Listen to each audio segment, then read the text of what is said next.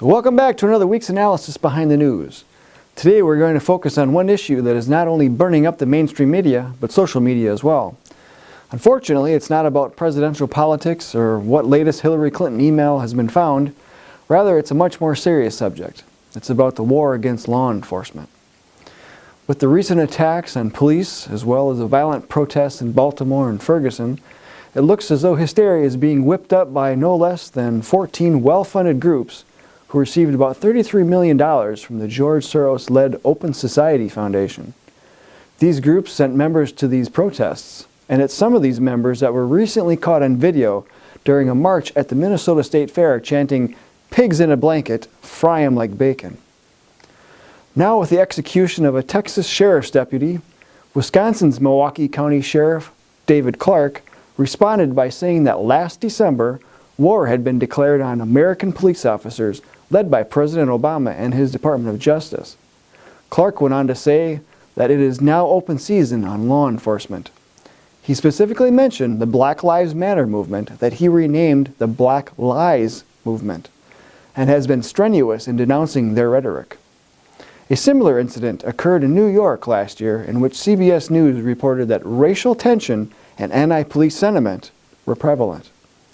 The Houston Chronicle reported that U.S. Senator Ted Cruz blames President Obama for the killing of the Texas deputy, which he called a direct manifestation of the harsh rhetoric and the vilification of police officers.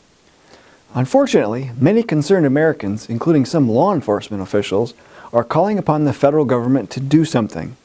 The Washington Times reported that in his August 15th weekly address, President Obama said, "I convened a task force on community policing to find common sense steps that can help us drive down crime and build up trust and cooperation between communities and police." Now let that sink in a bit. A task force on community policing. Where in the Constitution does it give responsibility of local law enforcement to any area of the federal government?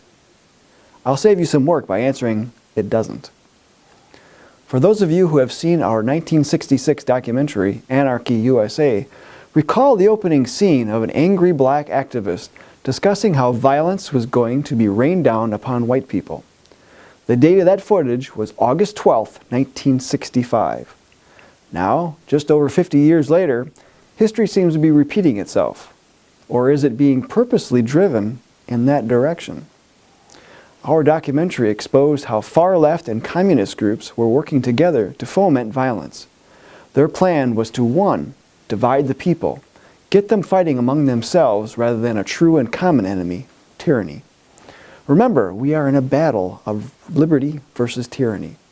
2, create the appearance of popular support through a favorable press and the use of terror, intimidation, and the creation of martyrs, making the world believe the revolution is a popular one, particularly among those being liberated. 3, neutralize the opposition by labeling them as fascist, Nazi, anti-Semitic, extremist, racist, or controversial. 4, precipitate mob violence. Get the people into the streets, march and demonstrate. As the demonstrations grow in number and intensity, they will acquire political character through the collision and open combat with the forces of law and order. As has been demonstrated throughout history, this mass action culminates in insurrection and civil war, one of the 5 principles of communist strategy. And number 5, create the semblance of revolution.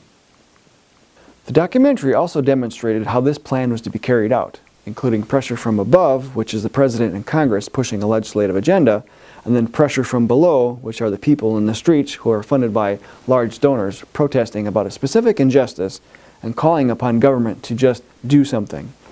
And of course, the federal government is always willing to do something if it means expanding its unconstitutional power of control over individuals or generating another critical can't-do-without program that it can throw money at.